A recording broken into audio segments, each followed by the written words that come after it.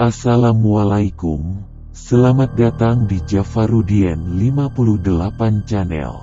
Saya akan melanjutkan cerita horor yang kemarin, Pocong di Rumahku.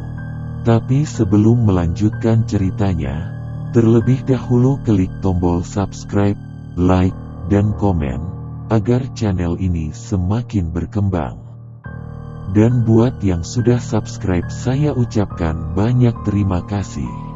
Oke, kita langsung saja ke ceritanya. Di lorong menuju kamar mandi ada suara seperti orang lompat-lompat. Bodohnya aku refleks melihat ke arah lorong itu. Dan benar saja ada sesosok pocong sedang loncat-loncat. Kali ini sesosok pocong melihat ke arahku sambil menyeringai dengan mata putih dan kulit gosong. Aku ingin segera lari, tapi anehnya badanku gak bisa digerakkan. Dan benar saja sosok pocong sudah berada tepat di mukaku. Aku pun langsung lemas dan tak sadarkan diri. Keesokan harinya aku dibangunkan ayah dan ibu dengan pertanyaan, "Kakak, kenapa tidur di depan pintu?" Tanya ibu. "Tadi ada pocong, Bu." "Pocong itu ketok-ketok kamar kakak, Bu." Pas kakak buka pintu kamar, gak ada siapa-siapa. Pas kakak berdiri di pintu, kakak mendengar suara orang loncat-loncat. Pas kakak melihat ke arah suara itu, kakak kaget, Bu, karena yang loncat-loncat sesosok pocong dengan muka seram, Bu. "Pagi ini ayah mau bertanya ke Pak RT, Bu," kata ayah. Dan sesampainya di rumah Pak RT, ayah langsung bertanya, "Pak RT, ini rumah saya kok banyak gangguan ya? Emangnya ini rumah bekas apa ya, Pak?" Pak RT pun menjawab, "Ini rumah bekas perampokan, Pak. Dan ada korban saat itu. Yang menjadi korban ART, Pak. Karena pas kejadian hanya ada ART. Sedangkan yang punya rumah sedang di luar kota, Pak. Si perampok bukan hanya mengambil barang-barang, tapi juga memperkosa ART dan membunuhnya di dalam gudang. Sejak saat itu arwahnya penasaran dan menyerupai pocong, Pak. Sehingga pemilik rumah menjualnya karena tiap hari diteror sosok pocong." Sontak ayah saya marah ke Pak RT, "Kenapa tidak cerita dari awal, Pak RT? Kini keluargaku yang diteror setiap hari oleh sosok pocong ini. Sayang nasi sudah menjadi bubur." Pak RT diam saja, tidak bisa berkata apa-apa. Dan ayah memutuskan untuk menjual rumah ini.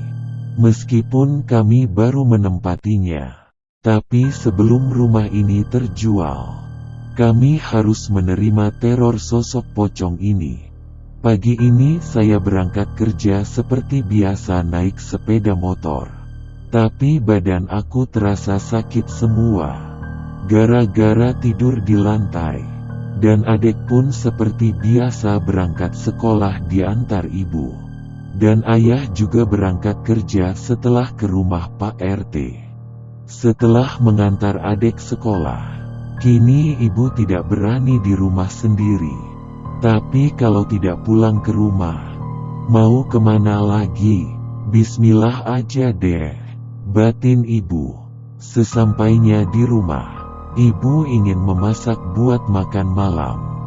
Dan saat ibu sedang memasak, di gudang seperti ada suara yang sedang menyapu lagi. Dan ibu langsung merinding. Dalam hati ibu, mudah-mudah pocongnya tidak menampakkan diri. Tapi malah kebalikannya.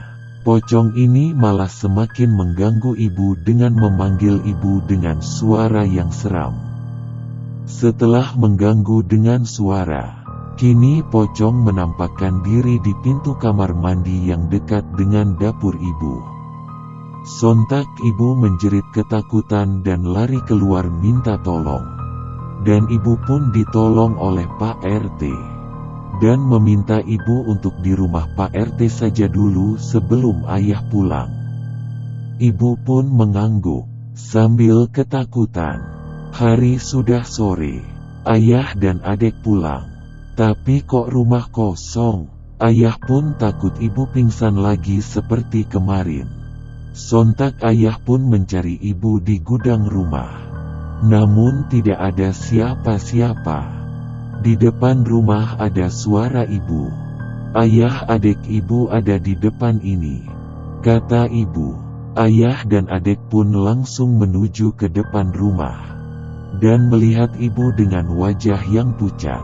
Ayah pun menanyakan kepada ibu, "Ibu, kenapa kok ayah cari-cari di dalam rumah gak ada?" Anu ya, tadi ada pocong saat ibu masak." Ibu ketakutan dan ibu lari terus ketemu Pak RT. Dan ibu dari tadi di rumah Pak RT aja. Pas dengar suara motor ayah, ibu langsung menuju ke rumah. Dan iya, ada ayah dan adik. "Yah, kakak belum pulang?" tanya ibu. Iya kakak tumben belum pulang. "Lembur paling bu," kata ayah.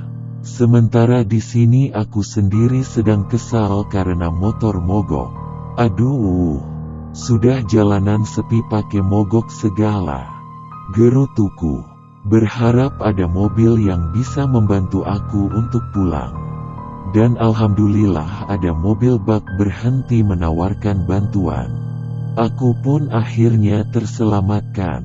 Sesampainya di rumah aku ditanyain ayah dan ibu, "Kakak kenapa pulang malam banget terus juga baju kotor semua?" "Motor aku mogok bu pas di jalanan sepi. Tapi untungnya ada mobil bak yang menolong bu," jawab aku ke ibu. "Oh, ya udah mandi geh kak, bau asem banget." "Aduh iya bu, udah nanyainnya itu doang," kataku ke ibu. Pas aku sedang mandi, ada yang mengetuk pintu kamar mandi. Aku pun bilang, "Siapa?" Tapi gak ada jawaban. Malahan ketukannya semakin kencang seperti orang marah. Aku pun bergegas dan selesai mandi. Saat aku buka pintu ada sosok pocong dengan muka yang sangat seram. Aku pun berteriak, "Pocong!" dan pingsan.